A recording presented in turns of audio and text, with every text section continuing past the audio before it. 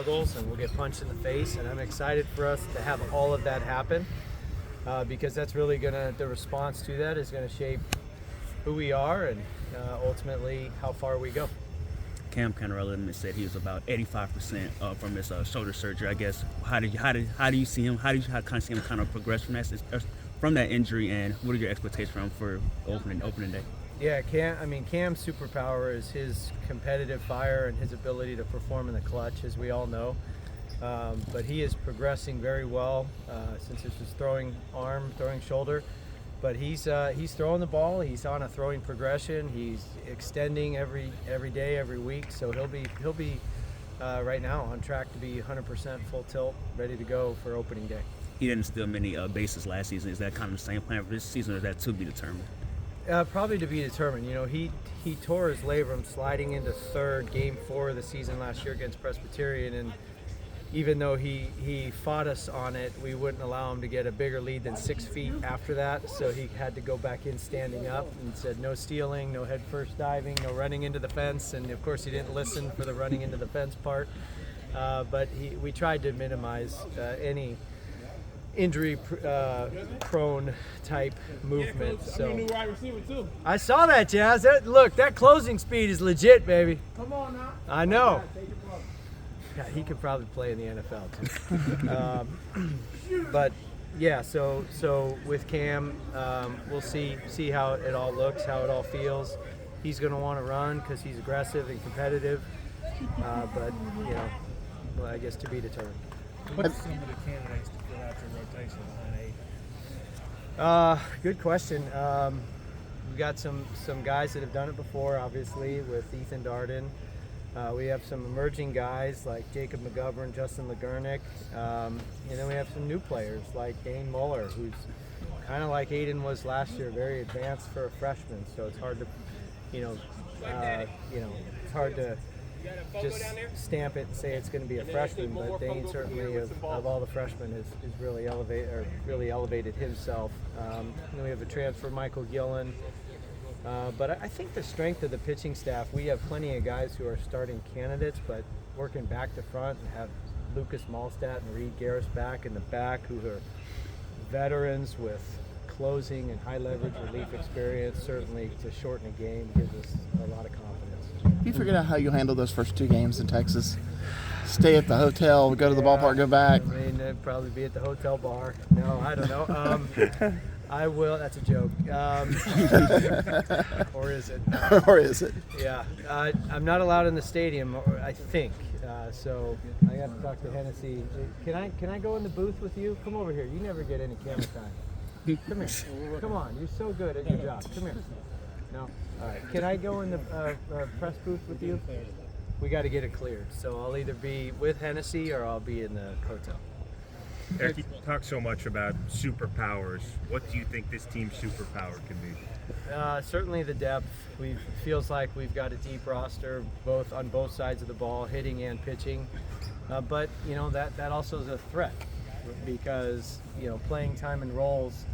We'll be fair, but we can't be equal. And so making sure everyone keeps their energy on the team and pulling the rope in the same direction. That's a big threat going into the season. Is we got a lot of guys that probably feel like they're good enough, and they are good enough to be an everyday player in the lineup. But it's going to be difficult to write out 9 names in that lineup every day. What's next for Aiden? To have the success he had last year, to now take the next step somehow, some way. What do you challenge him going into this season?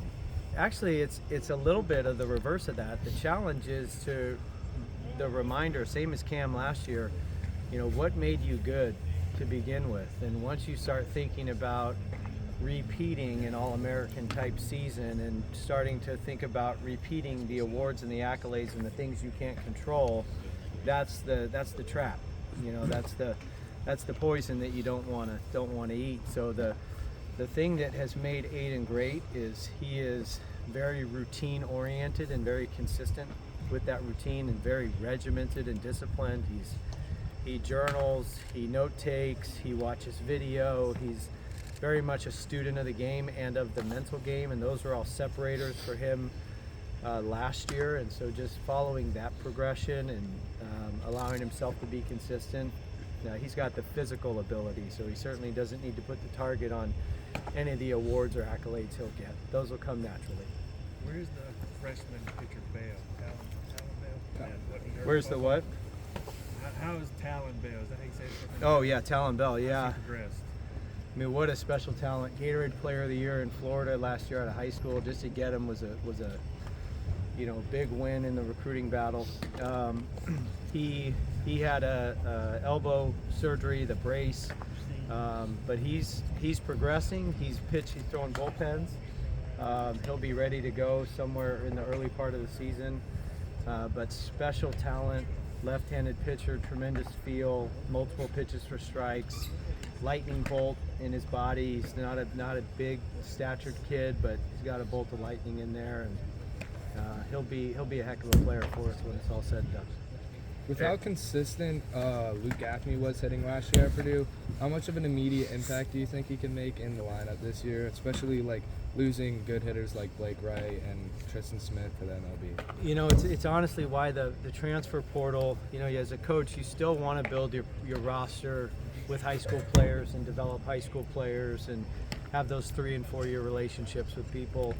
But when you have gaps to fill and holes to plug, and we lose 70-something home runs and we need some instant offense, the transfer portal and guys who did it at the Power 4 level and have those credentials, there's always that wonderment of what is a freshman really going to do, because his stats don't really translate. You don't really know the level of competition, but knowing the level of competition for Luke Gaffney or Colin Priest or Dom Listy or Josh Pano, you feel pretty good about the impact that they can make, assuming that they come in and work hard and buy into all the team stuff, and which they have and they will. So you feel good that they could step right in and make an impact.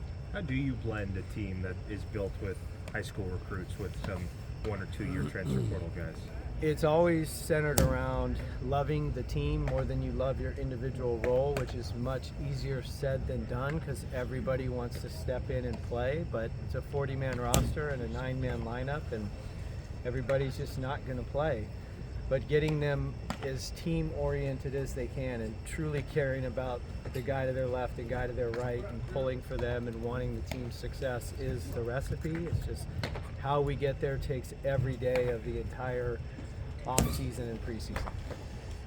Just when you look at the DH spot, someone like Colin Priest or Tristan Cassetto, like who were the guys who put the slot up there? Yeah, I mean, we would probably just look at from a defensive priority in the up-the-middle defense, and then the best bats that go off of that, and then whoever the best bat is remaining. But all those guys that you mentioned, and if somebody needs a day, is not throwing that day, or whatever the case may be, it could be a lefty-righty matchup. But we're going to juggle the lineup a lot, I would guess, the first 4 weeks of the season, and then by the time we get to conference play, hope to have a little bit of some stability in the lineup. But I could see us rotating a lot of positions on the field early on, just to give guys opportunities and really see what what's what. Coach, how have you seen Andrew Chinko grow mentally and physically since his injury? He's a tremendous leader. He's one of those guys that, whether you're in sport or you're in business, you want him in your organization. He's got a unique perspective because not only was baseball taken away from him, but he was staring down the barrel of never playing baseball again at a high level. And he made the decision to come back and use another year of eligibility instead of get that 6-figure job that he probably could have got with a Georgetown degree. And wants to be a kid a little bit longer. And he's got the rest of his life to get that job, and that high-paying job is, he'll probably be one of those guys. He might work for somebody for a little while, but that's a guy he's going to be running his own business someday because of the leadership qualities that he possesses. And hopefully he gets an opportunity to keep playing baseball after this, but if not, he couldn't get a higher recommendation from me for any as a reference for any job seeker looking for a high character person to step in and work hard. Coach, you love speaking about the fun and crowd like you with baseball, and obviously live it out yourself with the Savannah Bananas weigh-in at the pitcher's mound and this partnership today. You saw that? Yeah, that was great. I think a lot of people were probably impressed as well. What do you think is the role of fun, and how does that fuel the performance and improve the performance of the team when everybody's out there having fun, enjoying themselves? Yeah, if we're working backwards, and the ultimate goal is to win a national championship. But in order to perform at the biggest stage with the brightest lights and the highest stakes and the most pressure, you have to go back to when this game was very simple. And that's why we nicknamed the field the playground, because it was mommy watch me, daddy watch this. You weren't thinking about the launch angle off of the swing set or the mechanics of the monkey bars. You just went for it, played mentally free. And to be able to allow our guys to play mentally free, they have to remember what it was like playing on the small field, what it was like where their reasons for playing were centered around their love of baseball and love having fun with their friends. And if we can return to that, we'll get their best performance on the field, where it means a lot to a lot of people. But getting them to play with that smile on their face, and feel free to make mistakes, just make them going fast. It's going to fuel the success of the team and the enjoyment of it while it's happening. So that's the main reason why, is to get them to have a little bit more fun playing baseball, because their best baseball will be a byproduct of it. The cosmetic changes that we've seen out here, can you walk us through what's been done and what will happen? Yeah, so the upgrades, you're standing on it. This is all synthetic turf. So we had those concrete wings that would get dirty as hell and look terrible.